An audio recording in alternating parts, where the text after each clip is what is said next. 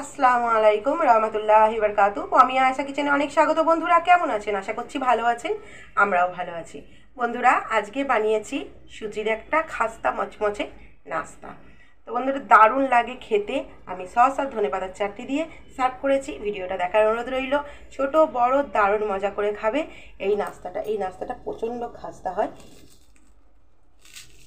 ভিডিওটা দেখুন এবং ঘরে বানিয়ে খান।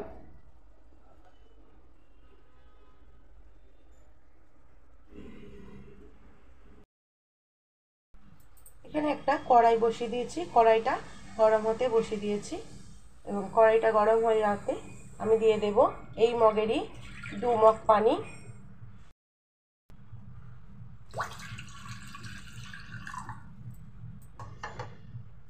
এর মধ্যে দিয়ে দেব লবণ,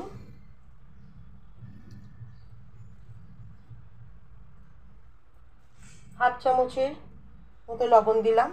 দিয়ে দিচ্ছি ধনে পাতা কুচি এবং দিয়ে দেব চিলি ফ্লেক্স এবং পানিটাকে ভালোভাবে ফুটতে দেব। হাফ চামচ মতো চিলি ফ্লেক্স দিয়ে দিলাম, ধনে পাতা একটু বেশি করে দিয়ে দিয়েছি। হচ্ছে তার মধ্যে দিয়ে দেবো একটু ঘি।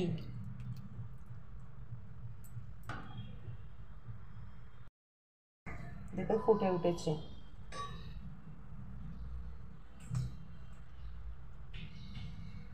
এর মধ্যেই দিয়ে দেবো আমি সুজিটা। যে গ্লাসের মাপে আমি পানি নিয়েছি 2 গ্লাস, সেই গ্লাসের মাপে নিলাম আমি 1 গ্লাস সুজি।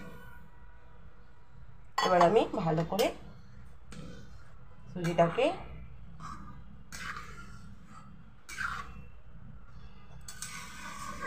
রান্না করে নেব। দেখুন ফুটছে, সুজিটা একদম পানিটা টেনে নেবে, টানতে শুরু করে দিয়েছে এবং এটাকে আমি নাড়তে নাড়তে একদম শুকনো শুকনো করে নেব। আপনারা চাইলে একটু হলুদ দিতে পারেন এর মধ্যে, যদি একদম সাদা ভালো না লাগে হলুদ অবশ্যই দিতে পারেন, আমি দিইনি।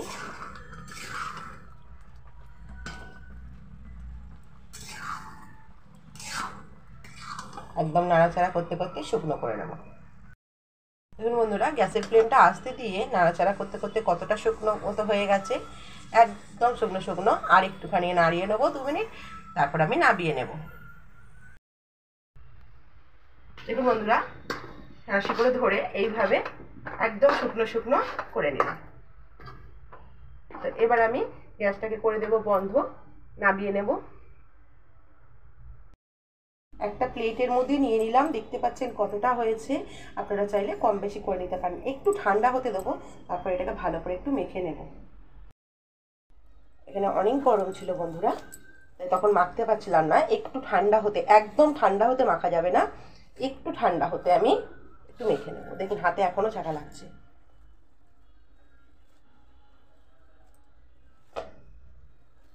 ভালো করে একটু মেখে নেব, হাতে ছাকা লাগছে।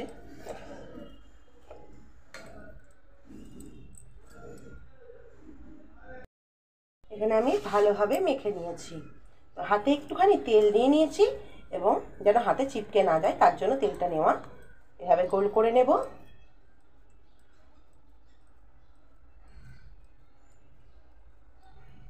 গোল করে নিলাম।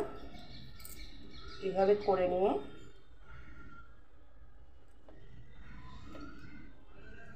ঠিক এইভাবে করে নেব। ছোট বড় আপনারা আপনাদের মনের মতো করে করে নেবেন।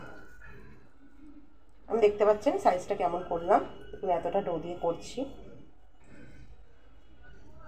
রসগোল্লা রেডি। এভাবে করে সামান্য একটু একটু বেশি করে যদি চেপে দেন তাহলেই বড় হয়ে যাবে। মধ্যে আঙুল দিয়ে ফুটো করে দেবেন, রেডি। আর একটা ওর থেকে একটু বড় হয়েছে দেখতে পাচ্ছেন, একটু পাতলা হয়েছে। তবে এই মাপটা খুব সুন্দর আর এই মাপটা পারফেক্ট লাগে। দেখুন কতটা সুন্দর লাগছে। তো আমি এই মাপেরই বানিয়ে নেব সবগুলোকে। আমি এক হাতে করে দেখাচ্ছি।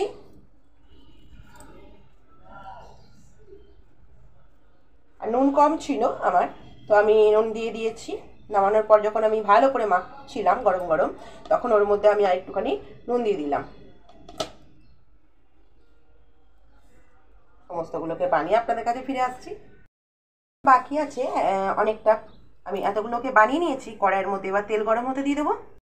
পরিমাণ তেল দিয়ে দিলাম। তেলটা গরম হতে হতে আবার আমি অনেকগুলো বানিয়ে নেব। একটু দিয়ে দেখে নিলাম তেলটা গরম হয়েছে কিনা। এবার আমি দিয়ে দেবো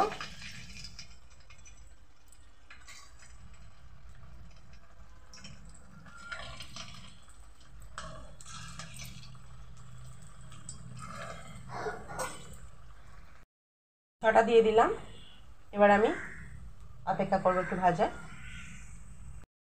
সেই ফ্লেমটাকে জোর দিয়ে দিয়েছি। এবার আমি ভেজে নিচ্ছি। দেখুন কালার চলে এসেছে। এইভাবে উল্টে দেব।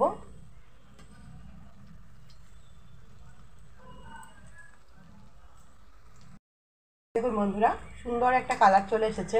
এবার আমি তুলে নেব। একদম মচমচে ভেজে নিয়েছি।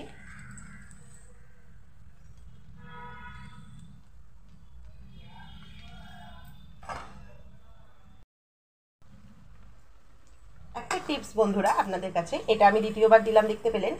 আপনারা প্রথম তেলটাকে খুব ভালোভাবে গরম করবেন, তারপরেই এগুলো দেবেন। কারণ কি, যদি তেল ঠান্ডা থাকে পুরো কিন্তু ফেটে যাবে।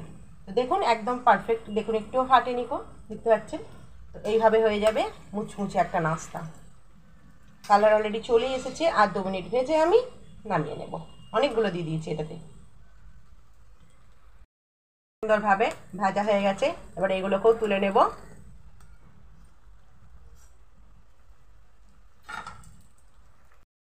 যেগুলো আছে দিয়ে দিয়েছি এবং ভেজে এগুলোকে তুলে আপনাদের একবারে দেখাবো। এখানে সবগুলোকে আমি প্লেটের মধ্যে নিয়ে নিয়েছি। এবার আপনাদের দেখিয়ে দিচ্ছি। প্রচণ্ড খাস্তা, না বানিয়ে খেলে আপনারা বুঝতে পারবেন না। এটা আমি দেখাচ্ছি, দেখুন এতটাই খাস্তা। এই যে হাত দিয়ে দেখুন, আওয়াজটা শুনে নিশ্চয়ই বুঝতে পারলেন। অসাধারণ লাগে এই নাস্তা। একবার বানিয়ে খাবেন। এটা সস, এটা ধনেপাতার চাটনি দিয়ে আমি সার্ভ করেছি। আপনারা আপনাদের মনের মতো চাটনি দিয়ে সার্ভ করে নিতে পারেন। তো কেমন লাগলো জানাবেন। ভালো লাগলে লাইক শেয়ার কমেন্ট করে আমার পাশে থাকবেন।